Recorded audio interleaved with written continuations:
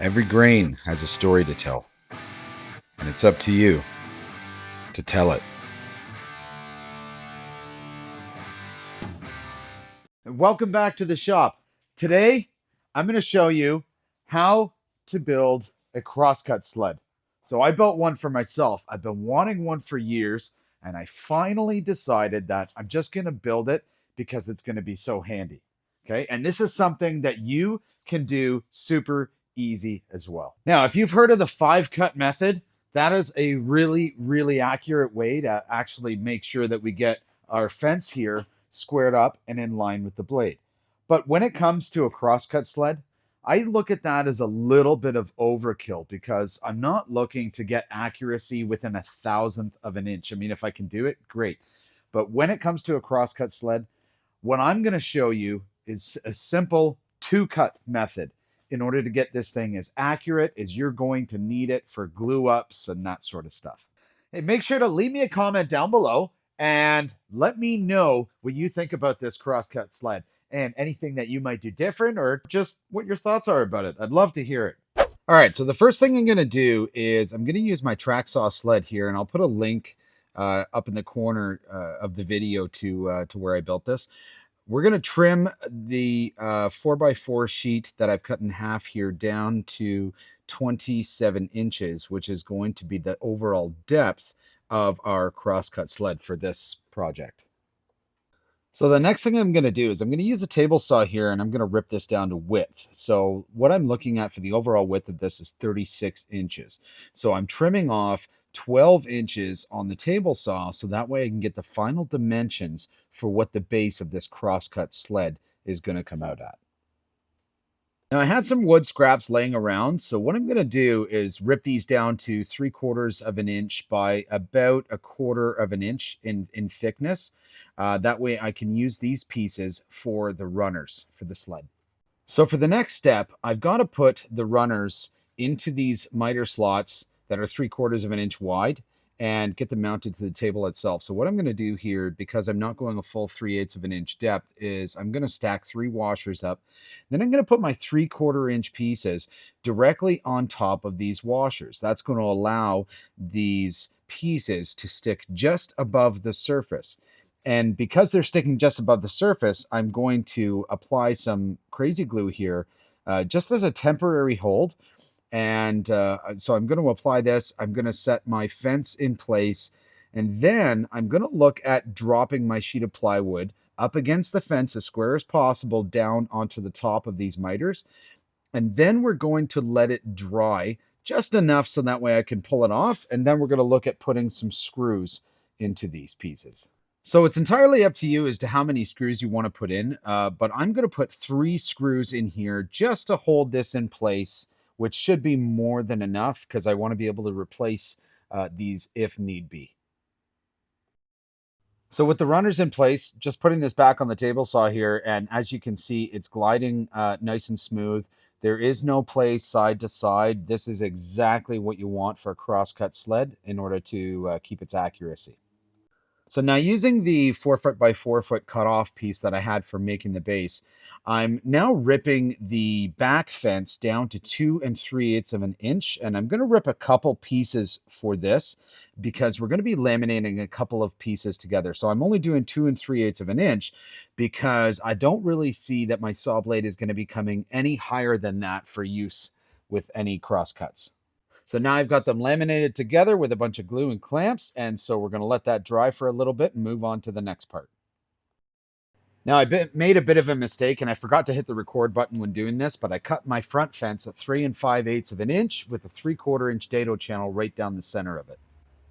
So now I'm going to put the sled back onto the table saw, and what we need to do is gradually raise the blade up through the middle so that we can establish our baseline for where the blade is going to be. So we're going to gradually raise that up here, and we're going to shift it back and forth just a little bit, not too much. And we're certainly not going to cut this piece in half right now. We don't want to do that yet, but we need to establish that straight line that we're going to use to try and square our fence to.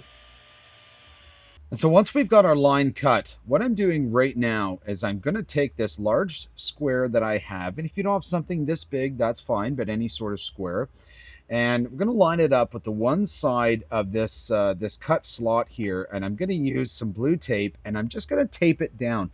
And the reason why I'm doing this is so that way it gives me the edge on the 90-degree side that I can use as a rough guide to line up the front fence. So now that the square is in place, we're going to position this fence with about a 5-inch spacing from the back side here. And we're going to do some countersink holes on the bottom. And we're going to look to secure this fence into place. So because we're about 1.5 inches thick on this fence, that means that our line is going to be about 5 3/4 of an inch in. And then I'm going 2 inches in from this side. And I'm going to do the same for the other side. The reason why I'm doing this only 2 screws is because we want to be able to make adjustments if we need to in order to make sure that this front fence is going to be square. But it's really important to make sure that you countersink these holes so that way we don't split any of this wood. And then what we're going to do is move on to the second side here where we're going to do the exact same thing. We're going to do a countersink and we're going to insert a screw, which I'm using 1.5 inch screws for this. So once we've got this in place, now we can remove our square and start the rest of it. Now I'm going to be putting some T-track in the base of this crosscut sled. So I'm going to take this T-track to my miter saw and I'm going to cut this down to length around the 20-inch mark or so, give or take. The reason why I'm doing this is because our overall crosscut sled is only 27 inches long. And so I want to be able to fit the T-track in between it, but still be able to add and or remove any clamps or whatnot that I may put in there. Now, the next thing here is that I'm going to take that rear fence that I had that was just over 2 inches in height, and I'm actually going to be aligning this with the side of the miter that was cut from the blade going through the base of this.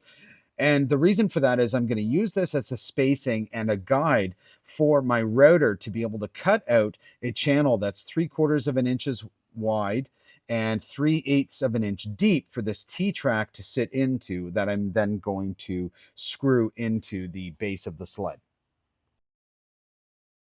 So once this is clamped down good and tight, we want to make sure that this is not going to be going anywhere. And I've actually added some additional supports underneath to raise it up off of the table of the saw itself. So once we've got these things nice and secure, I did start this originally, but it did shift on me a little bit. So I had to make some adjustments to it. But now that we've got that in there, we're going to start our router up and we're going to plunge this in 3/8 of an inch deep in order to accommodate the thickness of the T-track channels that are going to be going in there. And then we're going to run this along. And I ran this along for about 24 inches. So that way it's going to provide a little bit of a gap at one end for the T-track so I can get the appropriate fittings in. Now remember that although I did this step, this is not a step that you have to do. If you don't want to put T-track in yours, or you don't have a router to be able to do something like this, then don't worry about it. This was just an added on feature that I wanted to make for my crosscut sled. And so once the channel for the one side is cut, then I've just flipped this over and I'm doing the exact same thing on the opposite side using the opposite side of that miter slot that's been cut by the saw blade itself. Okay, so now I've got the slots cut for the T-tracks to go in prior to putting the fence back on, which is really cool. Now, did any of you, do you notice if you look right now, the mistake that I made? So if you can't see it, I'm going to show it to you. The mistake I made, which is really, it's not the end of the world. See this track right here? This track, even though I measured it with a spacer for my router at the side of the slot here, it's directly above the miter slot and the table. And I knew that was the case. And I actually, when I was using a spacer, I used this one for this side. What I completely gapped about is I meant to use this one for this side. So that way the actual T-track would have been further out on the other side. So not a big deal. It took off a little bit of what, 1-2 screws, but it's not going to interfere with the function of the track at all. So no big deal, but lesson learned, right? So yeah, I know this is the next part is sanding, and I wouldn't normally show sanding in a video or whatnot, but I thought I would just throw this in there quickly, sanding it up to about a 120 grit, and then I'll probably take it to a 320 grit after that, just to make it nice. So the next part of this is we're going to be taking our rear fence and we're going to be putting the rear fence on here. Now with these fences, you don't need to glue them in place. That's not what I'm doing. I'm screwing them into place in the event that I have to replace them. That way it doesn't actually spoil the board underneath. So with this back fence here, it's not incredibly important that this one is square. What I've done here is just line it up with the edge, clamped it into place, and then I'm going to place 2 to 3 screws on either side of the miter slot in order to hold it in place. This fence is simply going to hold the two pieces of this plywood sheet together and to make sure that it stays accurate to how we square it. If you haven't already, make sure to hit that like button and subscribe to the channel. And share this video with other people that you think could benefit from building one of these crosscut sleds. At this point, I'm going to secure the T-track to the base of the sled using some number 6 half-inch screws, which should go right to the bottom and sit there. I'm using an impact for this on the lowest settings, but what I might suggest instead is using a screwdriver just to make sure that we don't overstrip the holes that we're driving into the sled itself. Now that I've got the T-track in, I'm just going to put this back on the table saw and I'm going to run the blade through it to slice through the back fence. I'm not slicing through the front fence yet, just because I want to make sure to get that lined up first, and then we'll go from there. I'm then going to go ahead and put the 36-inch piece of T-track in. It uses 5 screws, and I'm using number 6 half-inch long screws for this. Okay, so the next thing we've got to do with this is we've got to make sure that our cut path here is going to be square to our fence. Now, some of you have probably heard of the 5-cut method. Honestly, I do think that's a little bit overkill for woodworking. So we're going to do it a bit differently, where we're going to want to get 2 pieces squared up together to determine if this is 90 degrees to here. So what we're going to do is we're going to determine if that piece is square and if this piece is square. So you're going to mark 2 pieces like this. Could be any size, doesn't matter. And we're going to take these, and what we're going to do is we're going to put a slice right down this side on both pieces, here and here. And then we're going to take this one, flip it over, and see if it's nice and tight. So let's get to it.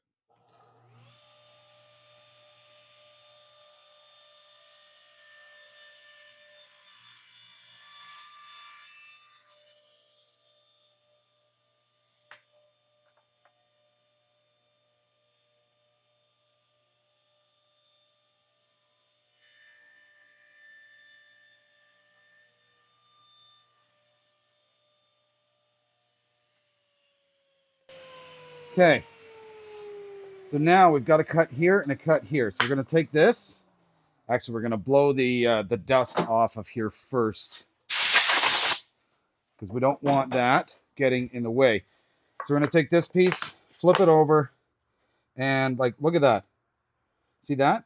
There's almost no seam there, which is perfect. So if there was a bit of a seam here, then I would have to adjust my fence. So from this perspective, it looks really good. Now let's check this and have a look at that. And like, we're damn near dead on, which, to be honest, that's more than good enough for me. So we're going to go ahead and we're going to put 4 more screws in this. We've got 2 in the ends already. We're going to put 2 more here, 2 more here, and go from there. We'll move on to the next part. Next thing that we're going to do with this is, and you might have been wondering this, is why did I put this fence so far up and leave, I think it was 5 inches, just over 5 inches at the back end here. So the reason for that is what I was originally going to do is something very similar to actually a sled that I've seen online before with 731 Woodworks. I liked a couple elements of it, so I wanted to incorporate a couple. One of them is we're going to take 3 pieces of this 3/4 inch ply. We're going to laminate them together, and they're going to go here.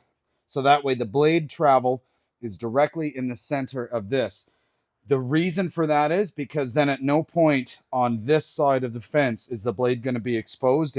When it comes through, it'll come through here, stop, and go back. So that's one reason for it. The other reason is that I made this fence a little bit taller, and as a result of that, I want to make sure that I'm able to maintain this as square as possible here to here. So now that the crosscut sled fence is squared to this slot, what we're going to do is square some of these pieces, and then we're going to put them in here in order to support and help hold this in a perfect 90. So I may end up actually putting something at the back here and use this as a little pocket to hold some extra stuff if needed. So we'll see, but let's get these laminated. Okay, so I've cut a little 45 degree angle on this. We're gonna finish this up afterwards. But what I'm gonna do on this is we're gonna glue this to the back of our fence. What we're not gonna do is glue it down to here. This is gonna be done with screws. So we're gonna put it in place like this, and trying to get it as flush as we can, and then we're gonna clamp it. A little bit of pressure, not much. Just want to make sure that these are flush to the edge. The beautiful part about this right here is now that we've got our fence on the crosscut squared, we can actually use the crosscut to finish, or the crosscut sled to finish the sled. So works for me.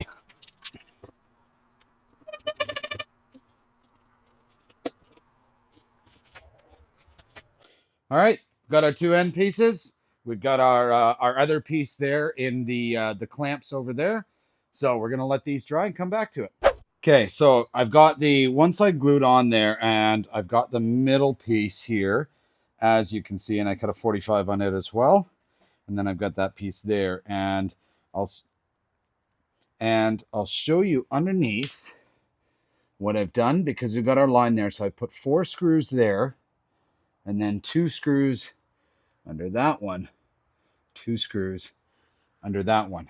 But there is no glue on the base of these. There's only glue on this seam right here. Same with over here and with over here.